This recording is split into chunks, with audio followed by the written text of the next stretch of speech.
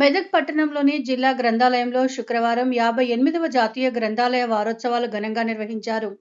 ఈ కార్యక్రమంలో ముఖ్య అతిథులుగా మెదక్ ఎంపీ రఘునందన్ రావు, జిల్లా కలెక్టర్ రాహుల్ రాజులు పాల్గొని జ్యోతి ప్రజ్వలన చేసి వారోత్సవాలను ప్రారంభించారు.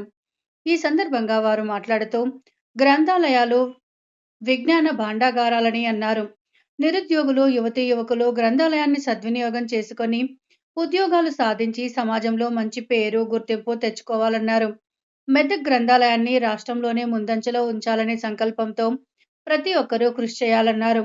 గ్రంథాలయానికి తన వంతుగా 5 లక్షల రూపాయల విలువైన పుస్తకాలతో పాటు గ్రంథాలయంలో మరిన్ని సౌకర్యాల కోసం నిధులు మంజూరు చేస్తానని ఎంపీ రఘునందన్ రావు తెలిపారు. ఈ కార్యక్రమంలో గ్రంథాలయ సంస్థ చైర్మన్ సుహాసిని రెడ్డి, జిల్లా కార్యదర్శి వంశీకృష్ణ, సిబ్బంది నరేందర్ రెడ్డి, శంకర్, యాదగిరి తదితరులు పాల్గొన్నారు.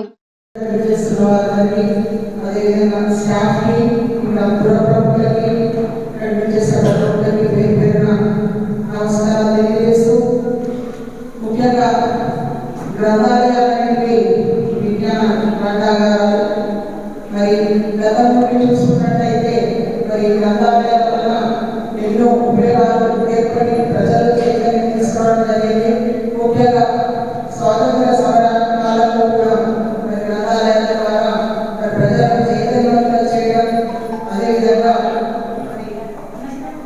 ఎన్నో డిస్కషన్స్ చేయడానికి ఈ గ్రంథాలయాల అవకాశంగా వాడుకుని ప్రజల్లో చైతన్యాన్ని, స్వాతంత్ర్యేచ్ఛను, అదేవిధంగా స్వాతంత్ర కాంక్షను ఎంతో మంది యువకులకు ఉద్యోగ అన్వేషణలో తోడ్పడుతున్నాయి.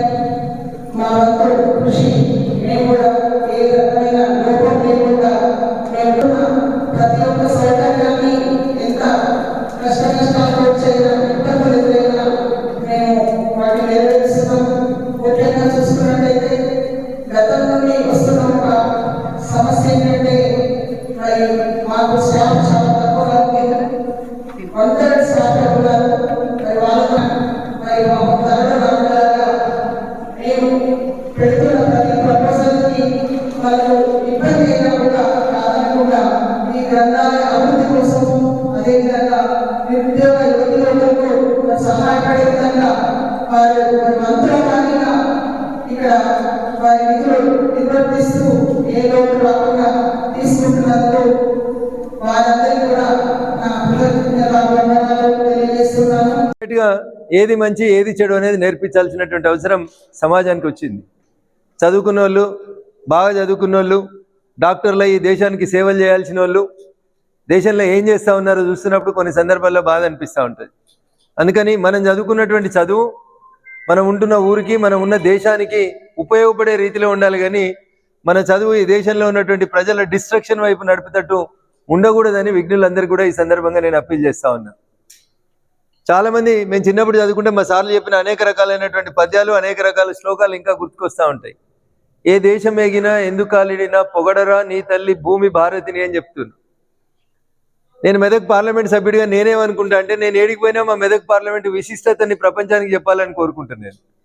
అట్లా ఆ మాత్రం స్వార్థం ఉండాలి మనుషులు అనేటోళ్ళకి. సో మెదక్ వెనుకబడ్డది, వెనుకబడేసిరు. మెదక్లో ఏం లేవు కాడి నుంచి మెదక్ అన్నిట్లో ముందుంది. మెదక్లో అన్నీ ఉన్నాయి.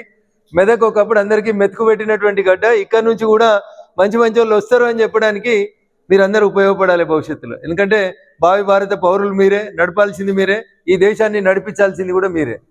అందుకని దయచేసి రాజకీయాలు పక్కన పెట్టండి, రాజకీయ అంశాలు పక్కన పెట్టండి. పిల్లల భవిష్యత్తు బాగుండాలంటే, ఇంట్లో ఇన్ని పుస్తకాలు కొనుక్కొని చదువుకోవాలంటే, ఇంత ప్రశాంతమైన వాతావరణంలో కూర్చొని చదువుకోవాలనుకుంటే అందరికీ అన్ని ఫెసిలిటీస్ ఉండకపోవచ్చు.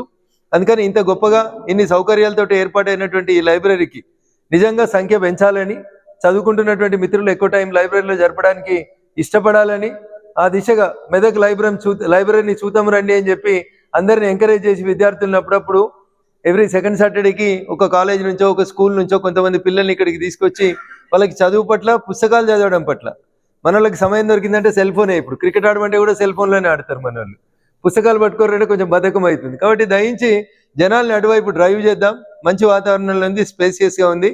భావితరాలకి ఈ లైబ్రరీ ఉపయోగపడాలని ఖచ్చితంగా ఇందాక మీ చైర్మన్ గారు కోరుకున్నట్టు మెదక్ లైబ్రరీని రాష్ట్రంలోనే ఒక ఆదర్శవంతమైన లైబ్రరీగా తీర్చిదిద్దేందుకు స్థానిక ప్రజాప్రతినిధులతో కలిసి నేను కూడా ఖచ్చితంగా నా వంతు చేయుతను అందిస్తానని చెప్పి మనస్ఫూర్తిగా తెలియజేసుకుంటూ 58వ గ్రంథాలయ దినోత్సవం సందర్భంగా మిత్రులందరికీ సిబ్బందికి అందరికీ కూడా నేను ప్రత్యేకంగా శుభాకాంక్షలు అభినందనలు తెలియజేస్తూ